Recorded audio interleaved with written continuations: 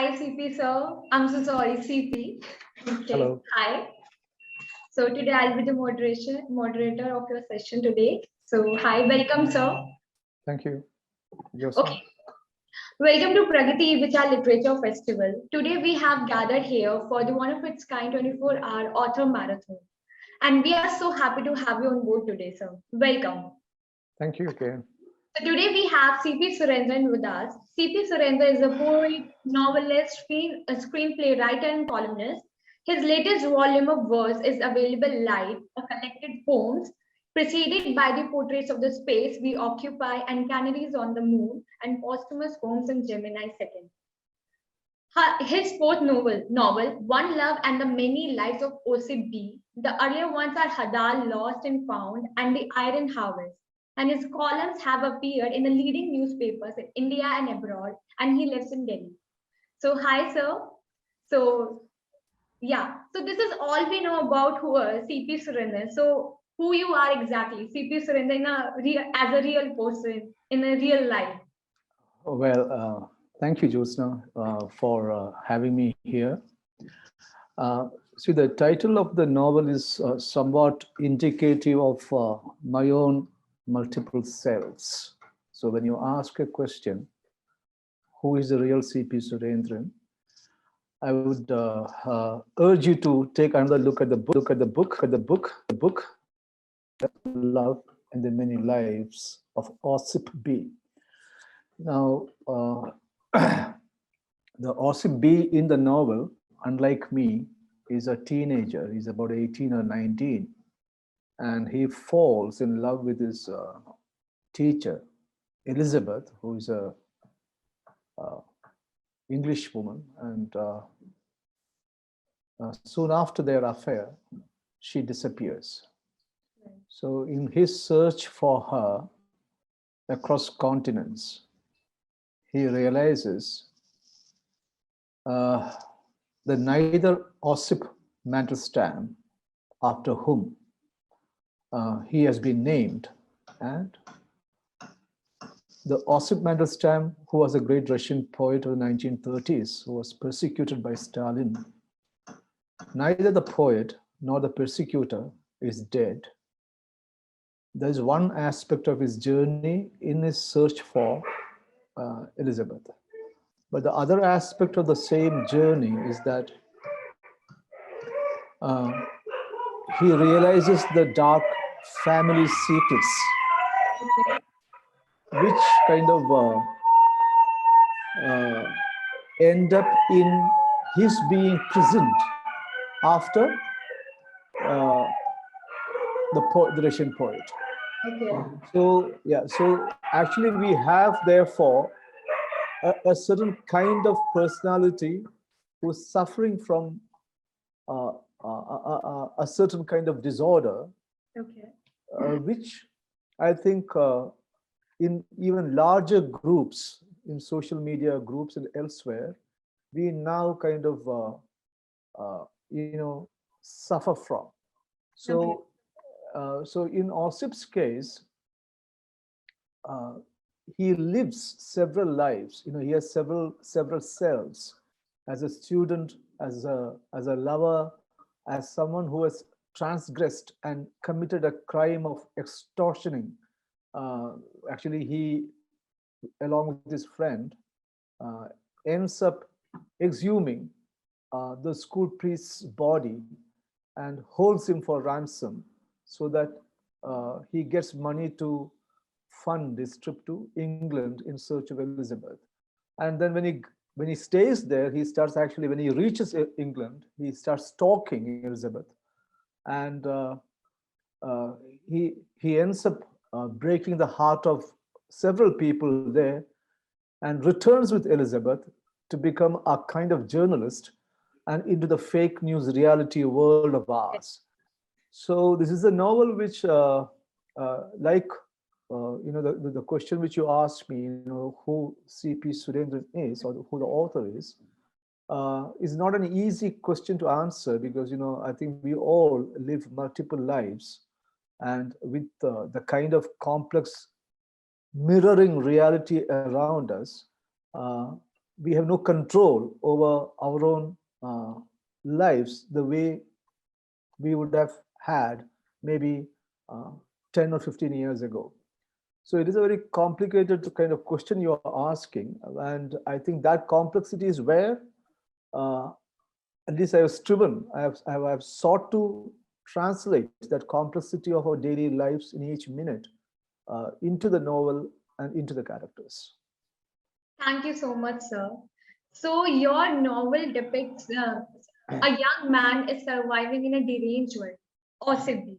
So our topic of the session today is surviving in a deranged world, which also depicts your novel. So start with my first question. The Yeah. protagonist's name has been named after Osip Mandelstam, as you said, like before, the Russian writer, a Russian poet. Yeah. Why did you choose his name? Yeah. So, sorry. See, one of the things about this novel is that it draws a lot of parallels from uh, mid 20th century Russia. Okay. Why did I do that? There are two or three reasons. One is that, the idea of free speech, which which keep bothering us even in our current uh, what do you call it, present times. President. Yeah. The idea of free speech is not possible without actually the idea of the right to offend.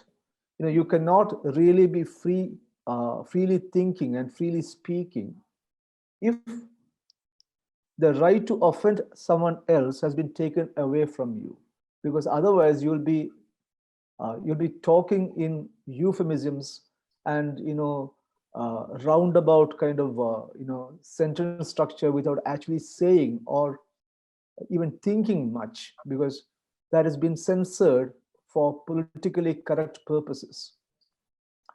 Now, in the 20th century, Russia was a great example of this. Anybody could be named as a anti-patriot. Anybody could be named as a anti, what do you call, humanist. Anybody could be called as a misogynist. Anybody could be called as a detractor of Stalin, who was a great, dictator of Russia and the persecutor of Osip Mandelstam, after whom, as you mentioned, Right. the hero is named.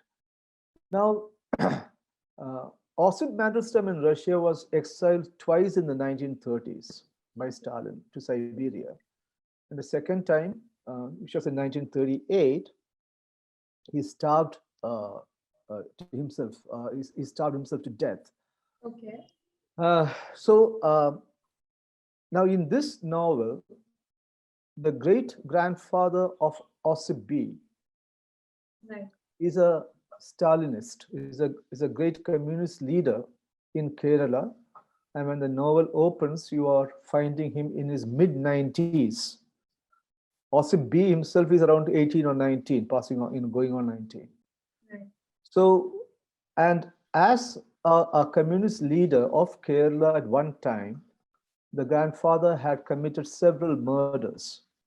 Okay. Now it is, and then in his 30s or 40s, he actually makes a trip to Moscow and comes back sort of, ideologically disrupted, because he actually sees for himself what's going on there. He has a love affair, and she actually tells him the real things that, which are going on in the Soviet Union at that time, in the name of a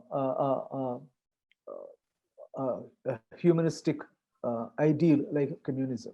So it actually involves huge amount of bloodshed and censorship and persecution and stuff like that.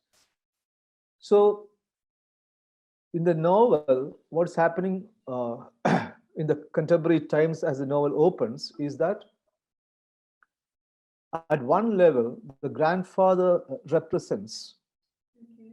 the dictatorship of a certain kind, because he himself is a Stalinist at one time, Right. right?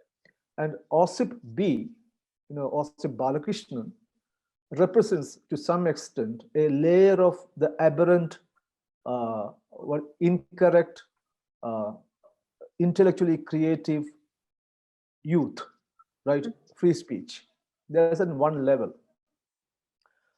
But on the other level, there are other layers to this novel, which I have tried to impart at least. And these layers actually kind of is an osmotic process.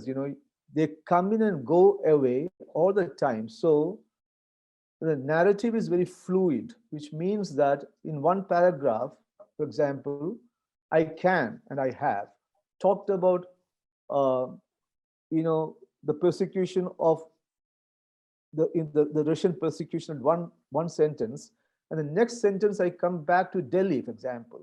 So it is not as if I'm talking about Russia in a far remote sense. It is all happening now because one of the themes of the novel is that it is completely fluid. It is talking about flux. The flux not only in terms of group formation around ideals and values which keep changing in our society. It also is a flux of people moving from one part to another part, one city to another city, one country to another country. So Elizabeth, who is the teacher, the love subject of Osip B, she is moving between countries. Osip himself is a kind of a migrant of the heart. See, he keeps going.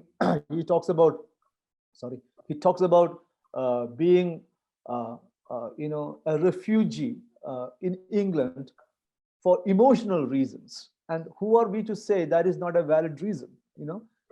Persecution can happen in very many ways. And one of the themes of this novel is migration of the human beings, the migration of selves, your multiple selves. You keep moving from one self to another without even understanding how the transition process is being effected.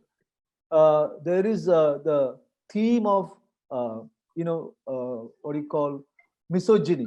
There's a theme of political correctness. Okay. There's a theme of power. There's a theme of gender equations.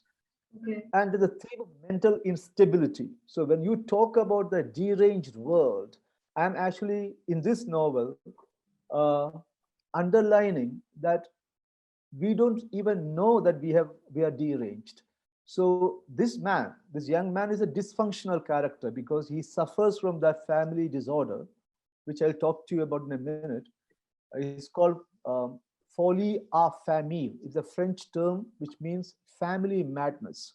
Family. Okay, madness. So it actually means that which happened, for example, a few months ago, maybe a couple of years ago, in Delhi, you must have come across the Burari suicides.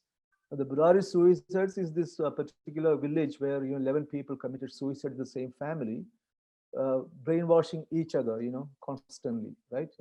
Right. It's a folie à famille. It's a family neurosis, right?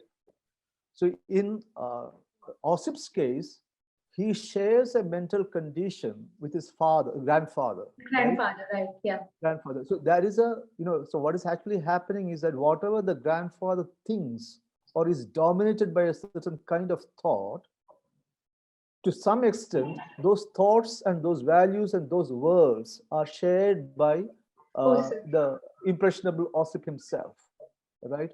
So, but that is again that's one layer of the novel. I am also trying to say that we are all in that neurosis, grip of the neurosis. Why? Because if you go to your bubble, your social media bubble, you will be coming across only those things which are of interest to you, right? So, and you either endorse it or you amend it or you kind of correct it or you go against it, but it is all within that bubble. You are not unable. And who is leading that bubble? Someone who has got more followers or likes than you, perhaps, right? So there is a dominance and there is a kind of, not enslavement, a kind of sense of dominated sense that, the so-called the second partner or the junior partner will be going through. Okay. So across society, social spectrum, we are living very many neuroses. If you check random check in your own Facebook timeline, you will see that a lady or a man would be saying, from 7:30 to 8:20, I am not available on social media because I got a meeting. Who is really bothered? But the sense of entitlement, the Right. sense of self-importance that you have, that you are really the center of your universe, which is your bubble, is a neurosis. But the thing is that because everybody is going through it, we are unable to point out and say this man is deranged or this woman is deranged. So all around us, we have this problem, which is the reason why when I see, for example, when you're talking about empowerment and when you're talking about group empowerment, which is a big thing now, right? You fight for your group values, you fight for correctness, you fight for anti-misogyny, you fight against blind patriotism. But the fact of the matter is also that in all these groups, whether it's social media or outside, you have a certain lynch law guiding it. There's an organizing principle. There's a mob law. Mob law. In Right. that particular group, because they believe a particular thing is correct, there's no way the group can actually go against it. Anybody, any individual can go against the group. Now, this novel talks about the individual's right as against group rights. Right? Okay. Okay. So we are talking about the the kind of things we attach, the importance we attach to a group, and the group itself within it holds the seeds of tyranny in it. The seeds of despotism, the seeds of lynch mentality. All these things are in the group. It is not a single person. The single person is always going to be the rebel. He will be the man the group will turn against. So we are talking about the individual's existence, endangered existence in a world which is deranged in terms of its group philosophies, in terms of various other fashionable themes. And because of that systematic or systemic derangement, one way or the other, it percolates to the individual who becomes dysfunctional. So Right. Osip B is a story of a dysfunctional man in a deranged world. Now you would have noticed, perhaps you would remember, Joaquin Phoenix's movie, The Joker, right? Right. Now there you will see somebody going completely insane, right? He's even wearing a mask and he goes around shooting in the Gotham City, and the whole thing is, and it's a tragic thing because when he feels like crying, he ends up laughing, right? It's a Right. disorder. He's dysfunctional. He's almost deranged himself. But for the violence, Osip B is a joker. He is a joker without the gun. He does have he does come into possession of a gun later on, which itself is another matter which maybe we could discuss if we have the time, because that particular gun is registered in 1938. The gun Okay. which possibly towards the end of the novel accesses under the pillow of the grandfather is made in 1938, right? It's an old gun, and it is with the grandfather's and in his deathbed. So when Osip B actually accesses that gun, we are uniting two or three leitmotifs of the novel there. Because 1938 is also the year when Osip Mandelstam died, as you now know. And the reason for that death was Stalin, Stalin. Right. indirectly. Right?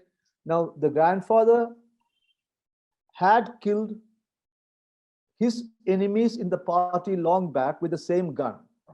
So in 1938 becomes a kind of a number or a year where contemporary Osip B, the old Osip Mandelstam, the old Stalin, and the President Stalin who is dying, they're all kind of united with that gun in 1930, which is registered, as I said, in 1938. So there Okay. are these connections which are strewn through the novel. It'll be difficult for me to explain all of them, but what I'm trying to say is that uh, nothing in the novel is left out of. It is not there for the heck of it. It is a scheme, and that scheme is trying to portray the complexities of the world and the element of chance, the randomness in our daily lives. Which is the reason, for example, one of the early chapters, Elizabeth goes to a pregnancy clinic to see if she must abort or not. And the driver, who is a right-wing driver, unfortunately or fortunately, who goes with her and drops her at the clinic, as he gets later on a negative rating from her and he loses his job, ends up much later in a summer storm in Delhi, when Elizabeth and Osip B are trying to locate a taxi, and he gives them that accidental ride, and the churn or the turn of the entire plot of 300 odd pages is in one of the chapters where the politics, the personality disorders, the Okay. chance element, the design, they all come together to come with one terrifying incident, after which the boy and the lady, the lovers become filled with shame, right? And that is how they part. So that's a long answer for a short question. Sorry, go on. It's fine. You just covered all the answers of my question, which I was about to ask. But still, I have one question. Everybody has differences from the world around them. Does your book represent the struggles of normal people too? Like you just said, the free speech, social deformity, and so what I can see that you discover you explore all the struggles of the normal people, because we still are struggling through the free speech. So OCB is just like us. So I would like to ask that does your book represent struggle of normal people too? If someone a normal person read this book, so they can relate with this book. I'm not very sure if there's a thing called normal people. I don't think that anyone is normal, really speaking. It's very difficult for me to accept that. I think most people I have come across are uh, actually madder, and then maddest. There's the degrees of madness. Some of them try to pass it off, in ways which are to me very strange. So I do not accept the fundamentals of your question, because no one I know is really normal. In fact, some of the people who think they are normal And are they're not. almost insane. They're insane. They can shout at you in a given moment. They can do anything. I mean, like, there's nothing natural about them or normal about them. So, but this is not about a normal person in that sense. This is about somebody who is, uh, well, almost mentally challenged at one level, Okay. and the kind of pressures that he or she has to go through. For example, at the age of 19 or 20, when Osip B comes back with Elizabeth, which itself is an achievement that for him, for a man like him, and comes back and takes up a job in Delhi from Oxford. Then they come back to Delhi and he takes up a job. You will see that the pressures of the domestic pressures, needing to take care of things at home, the so-called love and power equations between him and Elizabeth, the world outside going to pieces, going mad with the political and social churn. Uh, he loses his grip on reality. He's not a successful man at that, in that sense. So that is the reason why uh, his friend Anand is successful, because he's rather more canny and more clever than this man is. He's not Right. that sensitive either. Or the fact also that he has gone through the shaming incident, with that Uber driver and Elizabeth. and the fact that his mentor, Arjun Bedi, a writer, uh, who's being accused and sort of cancelled by harassment charges, sexual allegations and sexual harassment charges, and he's disintegrating. So the world is kind of falling apart Okay. for Osip B, right? Nothing is stable, the reason, and he's unable to understand why this is happening with him, especially. So I'm going back to my earlier answer in passing. Therefore, the gun is a very strong, what do you call it, a strong choice. You are exercising a choice. Either you die or you live. That is a very determined choice. It's almost something like an Camus essay, or Camus characters. You are actually having to make a choice between life and death, and then begin uh, either life or death anew. So this is not a very normal kind of novel in that sense, but where I would think, or I would hope, that the novel kind of moves without problem for the reader, even for a normal reader, is uh, the hope that I have not uh, messed up with the suspense part of it, because the plot keeps moving, right? It actually has a beginning, a middle, and an end. It is not a stream of consciousness or anything of the sort. It is a story, and it is what happens to a man or a woman, in their journey in life. So, and there are lots of things which is pushing, propelling the story forward all the time, constantly. So there is a sense of things happening, which is what I would think might engage with the so-called normal reader. Okay. Okay. CP sir, when I started this session, I thought I would ask a lot of questions, but you covered my all answer within a one question. I'm so But sorry. still, it's fine. But still, I would like to ask last question to you. That how did you come up with this story? What was the inspiration when you were writing this story? Well, the novel took about 6 to 7 years of writing, and I think almost all of it fell together in terms of tone and tenor, and the kind of what do you call it, the iron in the glove kind of, that feeling that something very strong is emerging, at least seemingly to me, in the last 6 months of the writing. So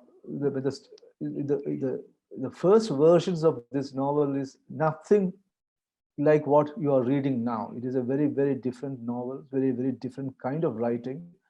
And despite the canvas and the extent of one's literary ambition, there are only 7 or 8 main characters there actually speaking. Although it has got a big thing, a big kind of spread in terms of magnitude and canvas. Uh, so my initial idea was to make the man, the boy, just a character of a whole ensemble. But now that is shifted into becoming Osip B becoming one of the really strong characters who propels the story forward, and the things he sees and lives through, right? But I have gone through my own share of controversies, and I have been subject to many kind of isolation and cancellations and all those things. And I don't want to go with that into the details of that now. Uh, but part of that material is the material in the novel, which I hope is been transmuted, and that the writing kind of justifies it. Uh, so this is not about actually a life outside me. To a very great extent, what has happened to me and to my friends and people around me Okay. uh, have has found its way into the novel. So it is a dialogue with our times. Actually, it is not the luxury of saying a story, some unknown place, and you have some terrible things happening at a very fictional level. I'm not even very interested in that sort of writing. I'm interested in actually saying things which either stimulate or provoke people, because I believe that I'm actually one of the few, what do you call it, truth revealers of our times. So there is a great, fantastic, and false notion that I have of myself, but I'm going to stick to that, because without that I can't write, right?